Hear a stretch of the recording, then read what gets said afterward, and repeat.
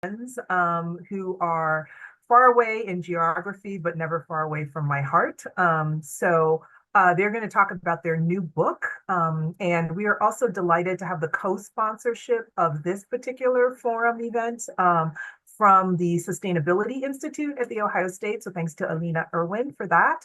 And also from the Center for Urban and Regional Analysis. So thanks to Harv Miller for that co-sponsorship. Today, you are going to hear from two scholars who have a long history in terms of producing community-engaged research that has a social justice impact. So I'm going to introduce both of them. For those of you who are new to our forum kind of format or context, this is a purely virtual version of our typical hybrid format. So we typically have the presenters present, and then we have an online kind of Q&A, and we ask the authors to kind of field their own questions. But if you in the audience, if you have a question, please just use the Q&A function. There's a little button at the bottom of your screen that says that, and then you can post your question there, and that will be sure to get it asked. If you use the chat, we may see it, we may not see it, so just try and use the Q&A function, although we'll try and keep an eye on the chat as well. First among the authors in terms of introductions is someone who may not need a lot of introduction, just given, again, his national impact in these spaces. Dr. Manuel Pastor is a distinguished professor of sociology and American studies and ethnicity at the University of Southern California, where he currently directs the Equity Research Institute. He holds an economics PhD from the University of Massachusetts Amherst, and he is the inaugural holder of the Terpangian Chair in Civil Society and Social Change at USC. His research has generally focused on issues of economic, environmental, and social conditions facing low-income urban communities and the social movements that seek to change those realities. We have known each other for almost 20 years, and I got my start as a young associate director with what was then called the Center for the Study of Immigrant Integration under Dr. Pastor's leadership. So it is always a pleasure to be reminded of just how formative an experience that was, because a lot of the leadership skills that he taught me and I got to observe, I now apply in my current role. So it is always wonderful to see you, Manuel. And then one of the other things that we can say about Manuel Pastor is he's one of the best connected guys in the business. And so if it were not for him, I would not have learned about and come to just respect and admire Dr. Chris Benner, the other person you're going to hear from today. And so Dr. Chris Benner is the Dorothy E. Everett Chair in Global Information and Social Entrepreneurship and a professor of environmental studies and sociology at the University of California, Santa Cruz. He currently directs the Everett Program for Technology and Social Change and the Institute for Social Transformation. So you're starting to hear a few themes here about what folks who get to work with Manuel and then we get to work with each other start to do. We wear a lot of hats, but we end up being really impactful. And that is one of the things that I can certainly say about Chris when I knew him at the UC Davis and now knowing him through his work at UC Santa Cruz. His research examines the relationships between technological change, regional development, and the structure of economic opportunity, focusing on regional labor markets and the transformation of work and employment. His applied policy work centers on social and economic dimensions of technological change, workforce development policy, the structure, dynamics, and evaluation of workforce intermediaries, and strategies for promoting regional equity. He has authored or co-authored over 100 academic papers. So now I really feel bad about my book not being ready yet, and reports and 8 books. And the one that he has most recently done, you all are going to hear about today, Charging Forward, Lithium Valley, Electric Vehicles, and a Just Future. He received his PhD in City and Regional Planning from UC Berkeley. And so again, being from the Ohio State University, a land-grant public educational institution, it is wonderful to welcome someone else who has that similar commitment to public higher education, both in terms of where we went to school and also what we carry forward and pay it forward now that we are in these positions. So without further ado, I am going to turn it over to, again, my dear colleagues and friends, Dr. Pastor and Dr. Benner, And I will go off camera and mute myself, and the floor is yours. Thank you for that generous introduction. It's so wonderful to see you virtually. Wish we were with you in person, Anjali. Greetings from Los Angeles, where we keep looking out our window to see what else went on fire. Um, and, in a way, what's going on in LA is a sort of perfect example of three big crises that we actually try to talk about in the book. Next slide, Chris. Um, what we're going through in Los Angeles is clearly a function of our climate crisis. Very dry spells that have led to much more flammable material. Are ignoring of these crises and building way too close to where wildfires might take place. But there is, of course, a very big issue generally in the United States with regard to a climate crisis cooking the planet that we are often ignoring. Well, we are also seeing another kind of wildfire this week coming from DC has a lot to do with another kind of crisis. And that crisis has to do with demographic change in the country. This is a country that is moving to becoming majority people of color by about the year 2045. You can see the shift that happened between 1980 and 2020 with a lot of change happening in California. And as we move to 2060, happening all over the United States. Again, dramatically displayed in Los Angeles, where we've had two fires that seem to be affecting two very different worlds.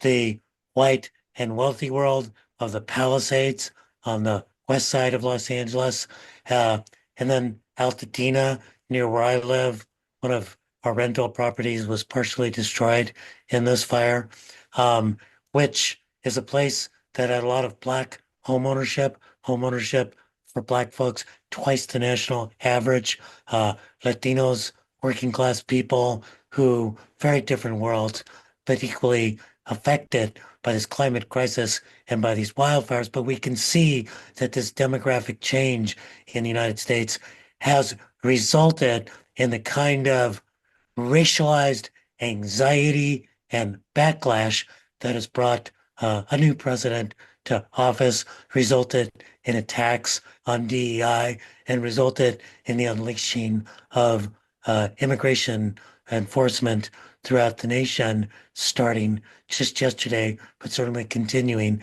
in a way that will terrorize many. Next slide. And all of that, you just saw it on full display in the inauguration with the march of the oligarchs sitting in front of the cabinet members, letting you know who's actually more important.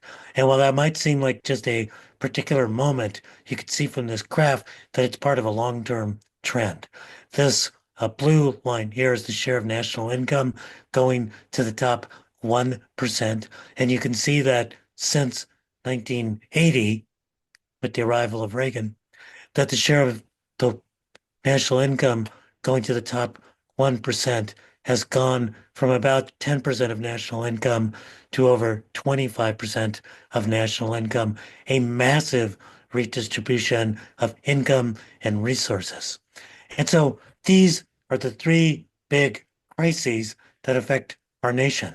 The climate crisis, which threatens us all, the demographic change and the crisis that it's inducing for multiracial democracy. Haven't had it for that long, and it's under dramatic threat right now. And this crisis of income inequality. And much as I said that in a way, what's going on in Los Angeles right now sort of pulls it all together, climate threats, income disparities, demographic differences. It is often the case that you can see the big picture in a small place. You could see the broad trends if you focus in. Next slide. And what we decided to do in this book is to focus in on one place that really brings it all together. And that place is Southeast Los Angeles, Southeast, I'm sorry, California, Imperial County, and Coachella Valley, right to the east of San Diego. And why there? If you look at that area, particularly Imperial, and you can see the sort of inset that gives you a little bit more of a zoom, you are talking about a place that has seen tremendous environmental devastation. The Salton Sea, which sort of links together Coachella and Imperial, is considered the biggest environmental disaster zone in California. It's basically a toxic lake. This is a location of tremendous labor exploitation. It's reliant on agriculture and thrives on low wages. And it's a place where multiracial democracy is definitely unrealized, where there is a Latino supermajority, 85% of the population, and yet the political tools are controlled by a conservative, mostly white elite. And it is also the same place, this location, that is sitting on enough lithium to redo the entire American auto fleet to electric vehicles and still have 100 million batteries left over. So a place that is rife with economic right, environmental threats, economic disparities, uh, threats to true multiracial democracy is also a place that could experience an economic bonanza. And more than that, and Chris will talk about this, it is a place that promises that its method of extracting lithium, uh, will be the cleanest, greenest lithium on the planet with the promise of a closed loop, which would not release more pollutants into the air and which would really not just help with the environmental challenges by helping to provide lithium for batteries, both for electric vehicles and for electricity storage, which is critical if we're moving to wind and solar, but that the method itself would not be environmentally devastating. And because of that, next slide, there's tremendous interest in this. You can see Gavin Newsom sitting at a press conference talking about how this is going to be a hub for global innovation, renaming this place Lithium Valley, and with a leading company controlled thermal resources, promising that it will develop dramatically in a place called Hell's Kitchen. What an interesting name for a place that's promising not hell, but cooking up a better future. The real question then is, next slide, what future for the Salton Sea and Imperial Valley? Will the sea be recovered? Will the people find hope? Will there be economic prosperity? And next slide, what future does this promise for the US and the world? That is, as we go from this microcosmic look at a particular place, Imperial Valley, what are the lessons for a just transition, a movement to a clean energy economy, trying to do that by generating economic benefits and trying to make sure that those are equitably distributed in a way that basically deals with climate reparations, with people who've been negatively affected by the climate before, with communities that have been left behind and kept behind by structural racism. What is their future? One last thing before turning this over to Chris. You might think electric vehicles, I don't know, Trump coming in, this probably is not really going to happen. But it's important to realize and keep in mind that behind, or maybe even in front of Trump, is Elon Musk, who is, of course, the major producer of electric vehicles in the United States in the form of his company, Tesla. The major auto companies are already far down the road of moving to EVs. And so they are heavily committed to the technology. The batteries and many of the assembly plants are located in red states with governors who might deny climate change, but do welcome the investments and will create political incentives for this to go forward. And another factor is that Chinese automakers, who through industrial policy have developed a thriving electric vehicle industry that's producing vehicles that are both super high quality and very expensive and pretty good quality and very cheap, are nipping at the heels of US automakers.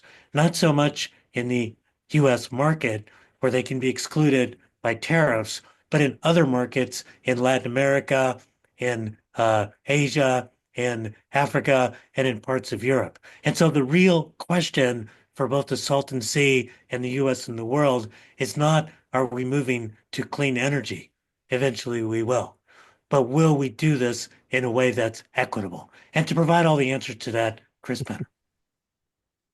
Well, it's a pleasure to be with you all. And Marie, thanks so much for the invitation to be here. And as Manuel talked about, we're trying to telescope back and forth between Imperial Valley and the broader transition that will be experiencing or in the midst of as a country and as a globe. And one way to think of that is really moving from oil extraction and fossil fuel extraction to not just lithium extraction, which is one of the most important minerals in the transition to electric vehicles and energy storage systems, but mineral extractions more generally. In electric vehicles, the batteries also require manganese and cobalt and nickel. Copper is a huge part of the engines and the motors in electric vehicles. Rare earths are another important aspect. And so the real question is, as we move from oil extraction to mineral extraction, will it just be perpetuating systems of extractivism, of extracting wealth from natural resources, from low income and marginalized rural communities, or are there opportunities for building economic opportunity in those rural places? Lithium is particularly important because it's the most important ingredient or material in batteries. Lithium batteries are what's in all of our cell phones, all of our computers and electronics, because when they were developed, they have a particularly strong ability to store energy. And they're incredibly invaluable in automobiles because it's a very light material and the power to weight ratio is very strong or very high. I could spend a lot of time talking about the technical details of lithium batteries. I won't. The key issue is that it's one of the lightest materials that has what you can think of as a footloose electron that allows it to be charged and discharged in particularly effective ways. But it's not the only material. Sodium is another one that is heavier, but much more prevalent. People also talk about the potential for hydrogen cell vehicles. And so that's one of the questions as Lithium Valley, Imperial County is trying to develop this lithium resource. And we'll talk a bit more about this, is how to do it in a way that has effective community benefits and is moving at the speed of trust with local labor unions and community organizations, but also not missing the speed of the market, because the market could shift over time away from lithium. But the important thing is also to recognize that the raw material component is just the sort of tip of the iceberg, that there's all the processing that has to go in with the raw materials and turning the lithium and other materials into battery cells. Those get combined together with complex electronics into battery packs. Typical Tesla car has several thousand battery cells in the battery pack that's there. And then those eventually go into mostly electric vehicles as well as stationary storage. And most of the jobs and economic value is in those upstream, midstream, and upstream components of the supply chain. Now, as Manuel pointed to, there are particular reasons why there's a lot of excitement about the lithium in the Salton Sea region. Most lithium in the world, which comes from Australia, is mined like this. It's typical open pit mining with all the incredible environmental destructions that you can imagine as part of that. Another major source of lithium is in the high desert regions of Chile and Argentina, where the lithium is contained in brine, salty water that's brought to the surface and then evaporated. The water gets evaporated over a period of 18 months or so. It concentrates the lithium to a point where it can be extracted more easily. This is, tremendously wasteful of water in a very dry region. It's affecting the water aquifers for local indigenous communities in the area, so also has tremendous environmental costs. But in the Salton Sea region, the lithium is contained in geothermal brines. They're 5,000 to 8,000 feet below the surface of the Earth, super hot. They're already brought to the surface and have been for 40 years, generating geothermal energy, so a renewable energy source. And the plan is to add on to those geothermal plants extraction facilities. It's called direct lithium extraction, which essentially filters out the lithium. It's a little bit more complicated than that, to then be able to process it for electric vehicles. So we have been here before in some ways. Many people don't realize that in 1900, there were more electric vehicles on the road than any other type of vehicle. About 40% of vehicles on the road were electric vehicles, about 25% were steam engine, and another 25% were fossil fuels at the time. And people at the time thought electric vehicles were the future. They were the fastest vehicles on the road. They had just passed 60 miles an hour, and they were cleaner, and everyone thought the future was electric. And then what happened in a place called Spindletop in southeast Texas is oil is discovered, immense quantities of oil that resulted in a drop in oil price of 100-fold in the space of a couple of months. It ended up producing more from this place in Texas than the entire world's production of oil. And that transformed the economics of the industry to then launch the modern fossil fuel-based automobile industry. And part of what we argue in the book is that the auto industry is also a microcosm for America's development over the 20th century.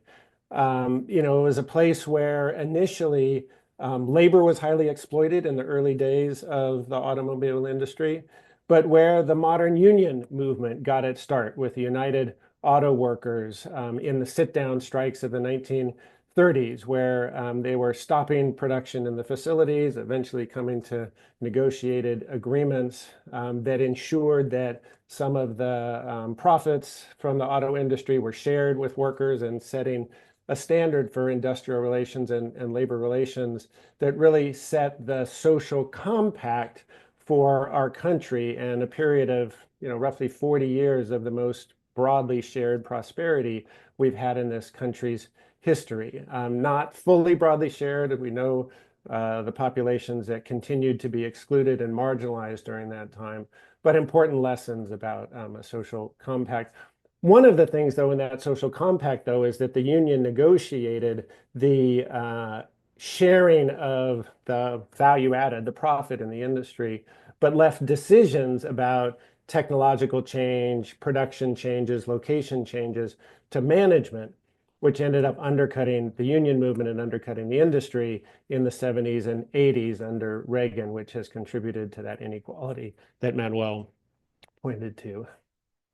So part of the story about Spindletop, again, is the way what happens in a small place can be part of a transformation of a whole industry and a whole country. And so that's why we want to talk a little bit more about this place in California, now known as the Salton Sea. And of course, it has a long history prior to Western settlement and colonial settlement of the area. Roughly 6 or 7 large Indian tribes in the area lived for records of 10 to 12,000 years ago. And the Salton Sea itself, the modern day version of it, sits in a depression that was called the Salton Sink that had alternating periods of actually a much larger lake called Ancient Lake Kauai that would be formed at times when the Colorado River, which is coming down here, and meandering delta sometimes would flow out into the Gulf of Mexico, but other times would flow into this Salton Sink and create a large lake, and then it would meander back out to the Gulf of Mexico, and that would then evaporate over time. But in the late 1800s, early 1900s, the California Development Corporation group of investors recognized the tremendous agricultural potential in this area. Again, thousands of years of river delta creating tremendously fertile land, but that didn't have the water. And so they needed to bring in water from the Colorado River through canals to water the land. They renamed the area from the Colorado Desert to Imperial Valley as a way of attracting new investments and new settlers in the area. And they built a canal, not very well, and there's a whole story there, that in 1905 broke. And for 2 years, again, the whole Colorado River ended up flowing into this area.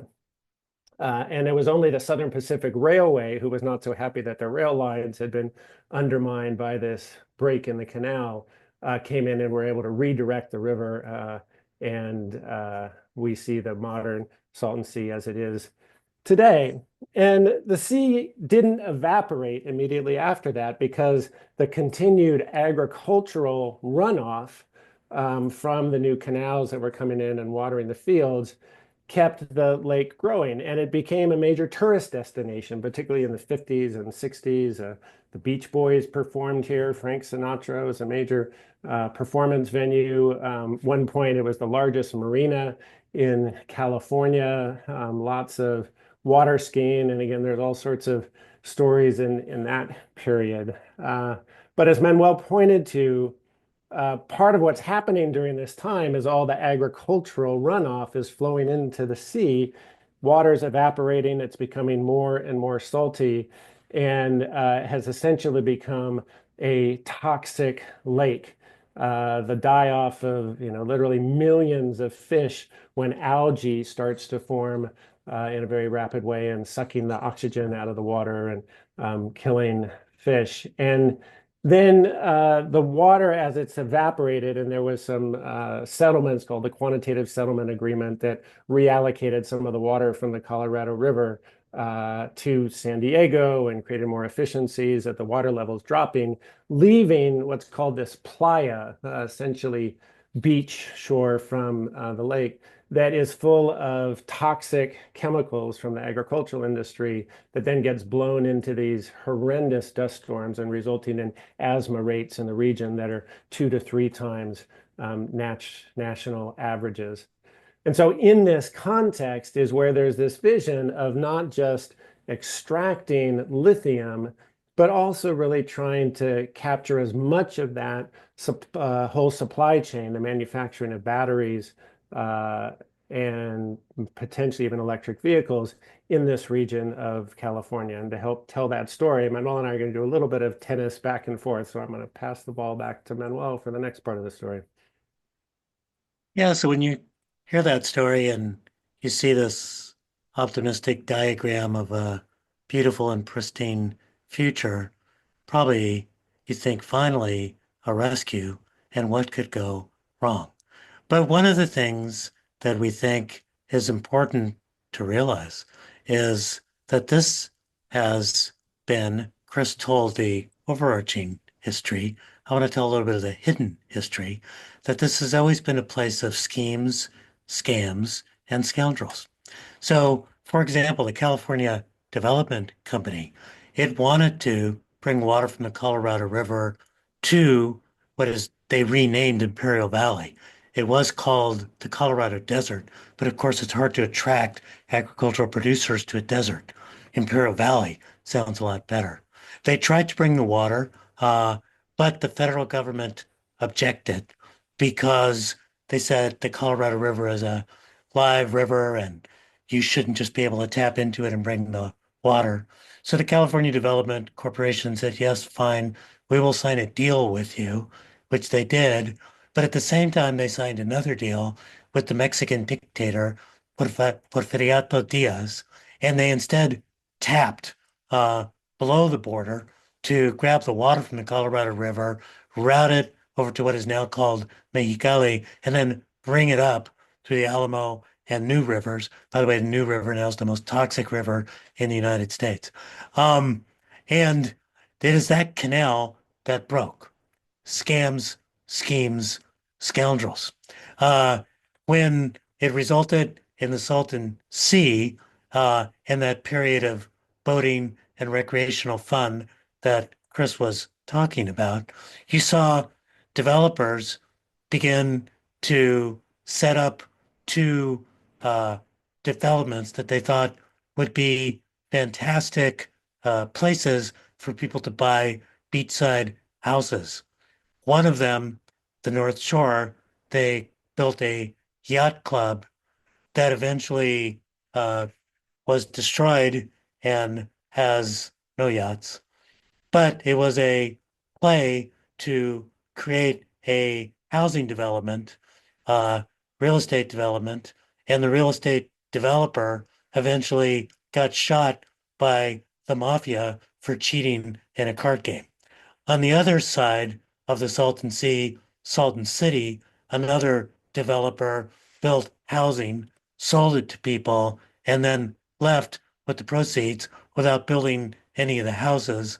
And the only thing he ever really brought was a plastics manufacturing company, build the development as the Riviera by the sea, and instead it became the polluter by the lake right next to you. So this is a place, and we could go through what has happened in Imperial Valley as well with the solar industry, where there's a lot of wariness about people arriving from out of town with diagrams like this, saying that, yes, we will finally solve your problems. Your future will finally be bright. And part of the reason for that, next slide, is that it is a place that um, next next slide, Chris, I'll cover that. Is it's also a place again that has been a majority Latino for a very long time. Now it's super majority Latino. You can see it's about 9 to 85% Latino currently, and will be 90% in the next 15 years. Uh, and yet, many of the political decisions have not been made by this long-suffering Latino population. Next slide. Uh, it's a population, it's easy to think because it's right on the border, that it would be mostly immigrant. And yet the share of the foreign born in Imperial County is only a little bit higher than it is in California as a whole. So these are a lot of kids of immigrants, US born folks who still remain excluded from power, who still remain touched by exploitation. Next slide. It is one of the poorest counties in California. These are the top 42 counties in California for which we could collect reliable median household income. And what you can see here is that the second poorest county is Imperial with a median household income, half the folks higher, half the folks lower, half the households. You could see that their median household income is about 57,000, which is just over a third of the median household income in Santa Clara, which is the heart of the Silicon Valley. So big geographic disparities, a region that is often felt left behind. Next slide. Despite this, it is a place that has been politically inactive.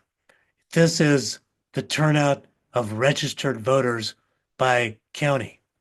Now, remember, to be registered, you have to be a citizen and of age. Um, we saw that slightly higher foreign born. Imperial County has one of the lowest naturalization rates, that is, of people eligible to naturalize who naturalize, in California. And both its US born citizens and its naturalized citizens have a level of civic participation much lower than in the rest of California. So hard for a voice to be there, although there are some strong civic organizations that we do highlight in the book and in a bunch of work we've done.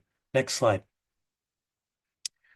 So what's been key is that if you're going to try to create a future which is not just electric, but equitable, you have to not just change the way that we consume power from fossil fuels to electric, but you need to change the way we build and wield power from exclusive uh, and oligarchic to democratic and majoritarian. So, what's critical in our new clean energy economy is not the system of delivering power, but the system of wielding power and making decisions. And so, there's been a lot of work to try to activate local folks to have a voice in the decision-making process. Two very critical groups, uh, Comité Cívico del Valle, which is a about 40-year-old institution started around immigrant rights, has become one of the leading environmental justice organizations in the state, probably in the United States, very actively involved in the lithium debate. There's a newer group, the Imperial Valley Equity and Justice Coalition, formed by a group of young Latinx, the term they would call themselves. A lot of college kids who came home to Imperial Valley during the COVID crisis, saw the big disparities that were there, and began organizing for justice around COVID assistance and vaccination, and have gone on to other social justice issues, including what's going to happen with lithium. Standing against them, the next slide, have been traditional government interests and, of course, the lithium extraction companies themselves. There are three main companies.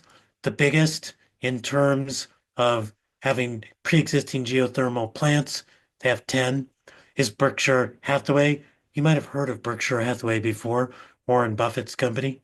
Another called Energy Source, but the one that's the farthest along in terms of the new technology to extract lithium is Controlled Thermal Resources, uh, which is building a brand new effort at Hell's Kitchen to try to um, uh, to extract lithium.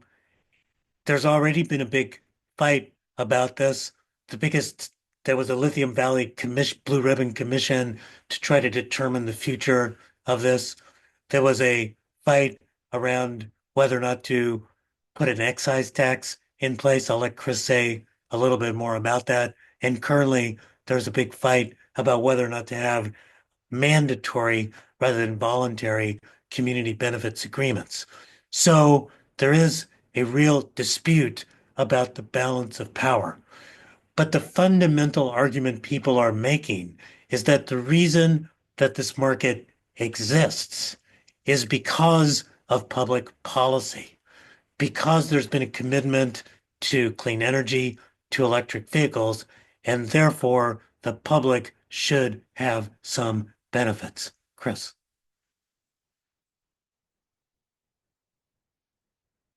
You're on mute. Thanks. As Manuel said, California really created the electric vehicle market, starting back as early as 1990, when there was a regulation put in place that if any company wanted to sell any vehicles in California, they had to also make available an electric vehicle for sale. General Motors was the first to jump into that space, creating what was called the EV1. And that really launched the first electric vehicles since the 1900s. Tesla came along, and you can see the growth in its production over time as a percentage of vehicle sales. But California, and then later the federal government, has put in place a whole series of incentives and supports for the electric vehicle industry. One of the most innovative or interesting are the zero emission vehicle credits, which requires companies to sell a certain amount of zero emission vehicles that they can actually buy and sell if they're not able to reach those targets. So, of course, Tesla only produces zero emission vehicles, and so had lots of extra credits to sell to other auto companies. And that was as much as 85% of their gross margin in 2009, a time period when actually people weren't sure if Tesla was going to even survive as a company because the market hadn't really emerged yet and it hadn't perfected its production technologies. Even today, 2023, 2024, it gets as much as $2 billion a year through this ZEV credit market from other auto companies. Similarly, the Department of Energy, the California Energy Commission have provided subsidies and direct grants to the lithium companies that Manuel mentioned, Controlled Thermal Resources, Berkshire Hathaways, and of course the Inflation Reduction Act, which even though we have a new administration in Washington, a lot of that money is already committed and moving out the door. And one in particular is a tax credit system called the Advanced Manufacturing Production Credit. And so it has no limit to it. And many of the factories that have been going into many of the red states that Manuel talked about are taking advantage of this tax credit. That could be as much as $200 billion in subsidies over the next decade that are, I think, likely to go ahead despite the new administration. But of course, there are also places where the industry is moving ahead without a lot of public oversight or insight, and in some cases, even with public subsidies. One of the most prominent is a place in northern Nevada called Thacker Pass, where there's also large quantities of lithium, but in this case in rock, clay. And so it will be typical open mine, heavily environmental pollution mine in that area that's moving ahead now over the heavy opposition of indigenous tribes in Nevada and environmental organizations in that area. And as Manuel talked about, part of what we're seeing is that these are bubbles that show the size of employment in projected new lithium battery cell, and EV manufacturing facilities in the supply chain over the next, well, ones that are announced already and under construction, taking place in states that are the worst employment conditions. The red is an index created by Oxfam America, the red-green spectrum. The states that have the most labor protections, the highest minimum wages, the most environmental protections for workers' occupational health are in green. And it's all these red states in the South where a lot of the investments are now going in. And so I think part of what we're talking about in the book is how do we help ensure that because this market was created in large part through public funds and public regulation, how does the public benefit appropriately from that? And part of that is ensuring responsible extraction processes in the region, so ensuring that it's environmentally appropriate and that benefits are coming to local communities in terms of both ensuring clean water, clean air, and safe disposal of some of the waste, but also providing benefits in the form of jobs and economic opportunity. And increasingly, we and others are talking about this in the context of not community benefits, but the importance of community dividends. it portrays a very different relationship to the economic enterprise. If it's community benefits, it's this notion that some company is being a benefactor and gifting benefits to the community. But a dividend points out that these are resources that should be collectively inherited and that have been supported through public funds. And so that we as the public, and particularly the local low-income communities in the area, deserve an appropriate dividend or return from the production of those facilities. And part of why we're hopeful in the Lithium Valley case is because there are a range of community organizations that have built real power in the region. Comité Cívico del Valle and the Imperial Valley Equity and Justice Coalition are two that Manuel's mentioned. The United Auto Workers has learned from some of that past experience of not engaging in, the production decisions and location decisions, and are now organizing really preemptively to try and promote manufacturing in the region in a high road or labor-friendly approach, and have created something called the Center for Manufacturing a Green Economy, which is really promoting that. There's an organization called Jobs to Move America, which has its origins in some of the community benefits work in the Los Angeles region. It's now organizing throughout the South, as well as in California, to really try and link community and labor organizations around community benefits and labor organizing. And then in California, we have a very supportive state government, the California Energy Commission, the governor's office, that are really trying to direct resources to this region and attracting investment that is trying to capture, as I said, these higher levels of employment. These bars here are the level of employment, estimated employment in some of the middle and end stages of that supply chain. But again, this taps into some of the global trends that are going on, which in this move to a materials economy rather than a fossil fuel economy is trying to ensure transparency along that supply chain and accountability. And so that we can know as consumers and government regulators where the source of all the materials in a battery and electric vehicle actually come from. And Europe is leading this effort. They're creating something called a battery passport that would essentially allow consumers with a QR code or similar electronic record system to then be able to see what are the human rights and environmental and labor conditions across the entire supply chain and the production of the materials that are in that area. And so part of what we write about in the book is how these struggles in Imperial Valley around the transparency and accountability of the industry locally can tap into and help support that work globally as well. And so with a few last thoughts, I'll turn it to Manuel to wrap us up, and then we'd be really happy to engage with you and take your questions.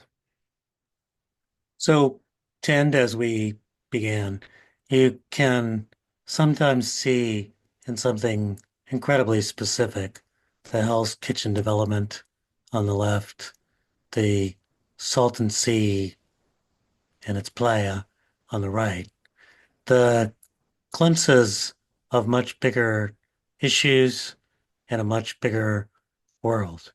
And so stepping back, what we do in the last chapter of the book is think about what the implications are for a more equitable transition, how it is that we can go just even as we go green.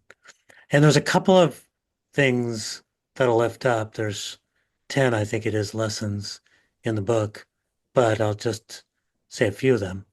One is that environmentalists are going to need to stop thinking that small is beautiful.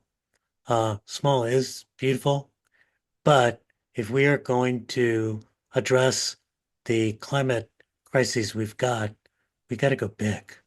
We have to revolutionize our industries. We have to shift to new sources of energy. We need to make big investments in infrastructure. We need to go big. The second thing that I would take away is that it is important to consistently have equity in mind. And sometimes when one is just thinking environmentally, you miss some of the bigger picture. Just to give you an example, uh, in many ways, some people think about EVs as a kind of get out of climate jail free card. That is, that if you have your EV, you're no longer polluting. Uh, and it becomes an excuse not to deal with sprawl, not to support public transit, not to rethink our whole way of living toward more compact development. And of course, one of the risks in the Salton Sea is that this cleanest, greenest method of lithium extraction will be so shiny and new for environmentalist forces that the equity issues get shunted to one side. Need to keep equity up front and make sure that it's baked in rather than sprinkled on, that it's in our thinking from the first step rather than an afterthought. The third big thing that we take away, and I think this is a bit uncomfortable for some, is that we are going to need to work with some of the biggest corporations in the world to make this happen. Um, it can be romantic to think about co-ops, community land trusts, and we like them and we support them. But you're not going to extract this level of lithium unless you uh, wind up uh, working with large corporations. This was seared into place for me by the fires that took place in LA. Chris knows this story, but the back of one of our properties caught on fire, and we were basically saved by a tenant, by neighbors, eventually us, who rushed up with water to try to put out the fire. But the reason that was possible was there were fire trucks, bigger forces up 4 or 5 houses from us, holding most of it at bay to allow us to fight a smaller fight. Um, we think that the auto workers had it right. In the 1930s, they staged a sit-down strike to be able to seize the means of production and bring the auto companies to the table.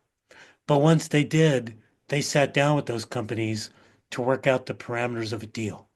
So, how is it that we shift the balance of power, but also figure out how to work collaboratively going forward?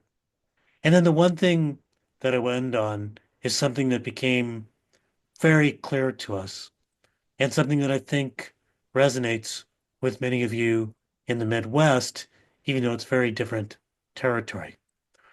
The Imperial Valley and Coachella, its sister valley to the north, have been places long characterized by an admonition to the youth, sal si puedes, leave if you can, which means that if you get a college education, don't look back. Keep on going, move to the coast, move to big cities, leave if you can. Sal si puedes. Certainly, that's been part of the story of the Midwest, of places like Ohio, where there has been a brain drain as people get educated and move elsewhere. We were so inspired by the young people we met who have formed the Imperial Valley Equity and Justice Coalition, who are doing all sorts of great work, who've changed that slogan, Sal si puedes, to Aquí me quedo, here I stay, here I make my stand, about building a better world for my families, for my communities, for this place. And that return of young people is something that gives us more hope than the amount of lithium that's under the ground. The real resource here is not the minerals, but the people. Thank you. And if you want more information on the book, there is a website, chargingforwardbook.org. And there's also, if you go to that website, there's a there's two documentaries that are being made alongside of the book. One of them has its trailer up already. So there are, I think Anjali asked us to handle the questions. And the first question, I'll let Chris take it. What consideration is being taken into account in having conversations with Indigenous communities on a continued basis? Well, as the map I showed suggested, there are multiple California tribes that have a history and an interest in this area. There were two tribes that were represented on the Blue Ribbon Commission on Lithium Extraction that Manuel referenced. It was created by the California Energy Commission and was really an important body to look at the future of the industry. The Torres Martinez Desert Cahuilla Indians are looking for opportunities for employment, for economic development related to lithium in the region, including the potential. They've tried to look at whether there's lithium and geothermal brine beneath their tribal lands, reservation lands. They're also looking at production enterprises. Some of the early efforts are in battery recycling. It's an important part of the whole kind of circular industry. Also working with a potential battery component supplier to build manufacturing there. They're really interested in doing it in a way, though, that builds equity and ownership stake for the tribe and tribal members, not just jobs. The Quechan Indian tribe was the other representation on the Blue Ribbon Commission. They are much more concerned about lithium development in the area. There's a number of sacred sites that are close to the current geothermal sites, and there's 3 more permits that are being considered at the moment for Berkshire Hathaway to expand geothermal facilities. And they have mostly been opposed to it, along with the Kumeyaay tribe, who've been really some of the most vocal opponents to lithium development in the area, really concerned that it will undermine the environment of the region, the ecosystems, and the ongoing production in the area. So the consultations are happening in multiple forum and complex ways. I would say tribal interests are not as represented as they should be. And some of the local community groups have been building ties with them as well, but very different perspectives on the opportunities in the industry. Yeah, I would add to that, and then I'll jump to a question a few down, and then Chris, I'll let you take another battery question. But I would just add that the Torres Martinez are the poorest registered as a California tribe in the state of California. And so they've been pretty desperate for economic opportunities of the sort that Chris is talking about. I'm going to jump to the question about what steps can make EVs more affordable and widely accessible. And I would say there are really 2 things that I think are absolutely critical. The first is a public charging system that is fully developed and reliable and made available, particularly in low-income communities, working class communities, and made available to multi-unit residences so that people, I mean, right now, having an EV has become mostly a homeowner's thing because you can charge at your own house. And that gets to the second thing, which I think is really key. And it's something we don't normally think of, but it's developing a robust secondhand market in EVs for used EVs. And the reason for this is that for large, just I'm about to overstate this because it's not 100% true, but for the most part, a lot of people who buy EVs right now, I do think that the federal subsidies have an impact, but a lot of them are people who could afford the car in the first place, and who are also attracted by the technology. One of the best things about the Inflation Reduction Act was the creation of a $4,000 tax credit for used EVs. Because really what you want to do is to get these into, you want to kind of move them quickly into the used car market so that they can take the place of heavily polluting clunkers, which is what low income folks drive. It's certainly what I drove growing up. And then when I got my first job as a professor, I asked my dad, I was coming back to LA to buy a car for me. He proudly uh, bought a 1971 Plymouth Valiant. This was 1984. He bought it for $500, repainted it, put blue pinstripes on it, and blue fur on the dashboard. That was a cool car. I drove that car from 1984 to about the year 2000, and which it finally stopped working well. And I sold it. I put a sign in it, $300 for best offer, runs well, just not forward. And the reason was that the transmission had stopped working. But that's the kind of car you want to get off the road. So we really want to focus in on public infrastructure for charging and a robust used car market with incentives. Chris, maybe you want to take up the battery question just because there's a lithium battery fire, I think 20 miles away from you. Yeah, very close.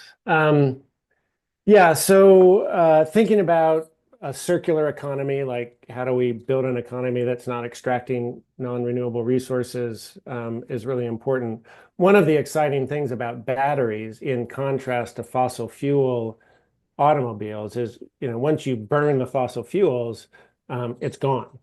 With a battery, you're charging it and discharging it, charging it and discharging it. It's not actually using up any of the minerals that are in the battery itself. And so there's a lot of potential for recycling those minerals once the battery has reached its lifetime. All batteries eventually have a lifetime of the charging cycles, getting worn out. But even now, there are quite prominent and large battery recycling companies underway. One is called Redwood Materials. It was actually founded by a former executive of Tesla who left Tesla and founded it. It's also in Nevada, Carson City, Nevada, very close to the Tesla Gigafactory, their battery factory outside of Reno, in part because there's actually a fair amount of waste that gets produced in the process of producing battery cells and battery packs, that they're not able to actually use all of the lithium and other materials. And so, a significant portion of the recyclable materials that goes into these recycling companies are not just at the end of life of the batteries, but are actually part of the production cycle. And there's a fair amount of wealth that can be generated from recycling. There's huge questions about, what of the materials can be recycled, and the ease of doing that. Essentially, the process is crunching it down into, powder, and then through different chemical processes, extracting different minerals from that. So, not all the problems are solved, but there actually is some potential for that. But one of the real challenges, as Manuel pointed to, is that there are lots of toxic materials in batteries, including people talk about them as the forever chemicals, PFAS. It's a carbon-based material that is fire resistant. It's used in a lot of the firefighting foam and dust. It's fire retardant in children's clothes. It was in Teflon. It causes cancer, and it's around us in all our environment, and there's a lot in batteries, and got a lot of publicity actually in Missouri recently, where a battery manufacturing factory burst into fire, and a lot of the PFAS were found in local water sources. And here near Santa Cruz, there is a very large, actually largest in the country, electricity storage facility that's integrated into our renewable energy part of the grid, that burst into flame actually just a couple of days ago. And lots of stories of toxics ending up in water and the air. There's hydroxide fluoride is another material that's part of that. So I think the recycling end of it is really important. The question mentioned Israeli company that's involved in recycling. I don't know that specific company, but there are companies all over the world who are working on recycling. I'm going to pick up on a couple of questions. Um, the first is about individuals who live and work in the Salton Sea area. Yeah, it's a leaderful area. We mentioned a couple of the groups. Um, we didn't mention just to the north is Coachella Valley. We talked about that. I know that when you hear about Coachella, you think of a music festival and Beyonce and um, Billie Eilish and stuff like that. That festival is actually not held in the city of Coachella. It's held in the city of Indio on polo grounds. Um, so it's kind of a high-end adventure nearby. And the city of Coachella itself is one of the poorest cities in the California. There's a great group called Alianza Coachella Valley, which actually has tried to bring together Latino uh, leaders, community members, low-income folks to try to have a voice both for restoration of the Salton Sea, for economic, environmental, immigrant, and social justice. So there's tremendous leaders. Um, it does lift up a really interesting set of issues, which is that in part because people have long ignored this area, uh, there's a tremendous distrust of outsiders, even amongst sort of progressive groups wary about people coming from out of town, kind of like, where were you when there was no lithium? Um, and that wariness is both warranted given the history and it's challenging given the need for assistance. That is, that the groups are important and effective, but alliances with the United Auto Workers, with Jobs to Move America, with outside forces are actually very useful for being able to leverage power. So these local leaders um, are having to strike that balance between wanting to uh, be to speak for themselves and wanting to leverage outside power to make things happen. This is not a balancing act unknown to many. Um, in terms of uh, Chris, why don't you talk about community dividends and then we can kind of close with what we hope to achieve from the book. Perfect. Um, So one thing about community dividends as an example that many people point to is the Alaska Permanent Fund. In the 1970s, when oil was discovered in the North Shore, North Slope of Alaska, conservative state Republican governor at the time recognized that this was a non-renewable resource that Alaska was going to begin to extract. And they wanted to create the basis for long-term prosperity in the state. And so they put in a tax on all oil that was extracted from the state that got invested in what's called the Alaska Permanent Fund for the benefit of all Alaska residents. And a couple years later, that fund started paying out dividends, annual payments to residents of Alaska. And still today, any one of you on the call could move to Alaska, and a year from now, you could start collecting your dividend as a beneficiary of this, natural resource that's been developed in Alaska. And that's been going very successfully since the 1970s. And so that's a model. Actually, other states, Texas, Oklahoma, Wyoming, have large provident wealth funds, mostly created again from natural resources, oil and coal, that fund education systems in the state. So it's not an individual dividend, but promoting public education. So those are examples of the ways that the mechanisms could be done of a dividend. Again, we think the narrative change part of this or the framing of it is as important as the actual mechanics of it. To say that, this is not something that should just be privatized. It is something that is a public resource through a variety of different means, the public policy, the public regulations, as well as, the natural resource of lithium in the area, and so that everyone should benefit from that in the form of a dividend in one form or another. One thing I'll mention, by the way, because Manuel touched on it, was that excise tax struggle, which was some of the early days, about 3 years ago now, of a fight. And the companies, several of them were actually opposed to the excise tax at all. There was also a major struggle about whether it should be structured as a flat tax, like a volume-based tax based on the amount of lithium extraction, or should it be based on a percentage of revenue? Community leaders were very concerned about structuring it as a percentage of revenue because of the ways the companies could cook the books or, understate their revenue as part of long-term contracts with customers, and it was just much harder to follow. And so they pushed for and got a volume-based tax. And companies responded to that in somewhat different ways. Actually, Berkshire Hathaway was, more the patient capital, was pretty quiet and silent in the struggle as it was going through. And then in the day that the vote actually happened, and when it became apparent that it was going to pass the state legislature, they came out in favor of it.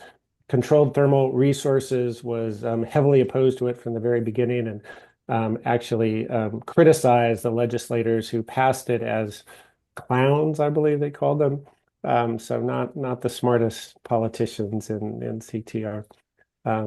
But yeah, that's the answer to the dividends. And Manuel, do you want to talk about what we hope to achieve with the book and what comes next? Sure. So first, I think we were trying, there's two levels of what we were doing. So one was trying to lift up a kind of notion of green justice. That is, how could we go green and go just? And how could, a lot of time when people think about just transition, they're talking about how do we compensate the losers from a fossil fuel economy in the fossil fuel economy as we shift toward clean energy. So how do you pay off our oil workers or coal miners? And we really wanted to shift it to think about people who didn't even get to participate in that bonanza at all, and how could they become part of the movement to a clean energy economy, get on-ramps to the good jobs. And in a way, we wanted to challenge traditional environmental thinking, traditional economic perspectives to talk about community dividends versus community benefits. So there's a lot going on analytically. But what we've said about the book is come for the analysis, stay for the story. The other thing that we really tried to do in the book was to be storytellers. And there's a funny thing, I know Chris won't mind me mentioning it, but when we first sat down to write the book, I said, Chris, you cannot use the word thus. And it became a metaphor for trying not to use any heavily technical or ideological or traditional lefty language, but to instead write a thrilling story that moved people through to see the issues of justice and prosperity that were there. In the end, Chris won because the copy editor tossed in a couple of thusses that he or she thought were appropriate. But we almost dare you to read the book and say to yourself, gosh, that sounds like tired rhetoric. Why do I raise that? Boy, does that seem appropriate after this last election.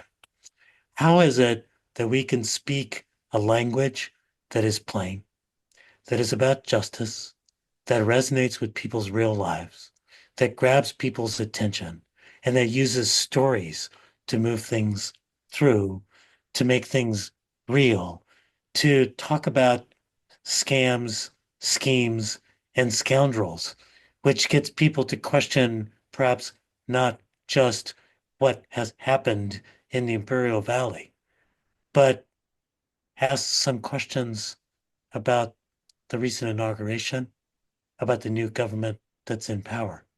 So how can we shift language to be more evocative, to be more real, to be more compelling? And we like to think that we made some progress in doing that.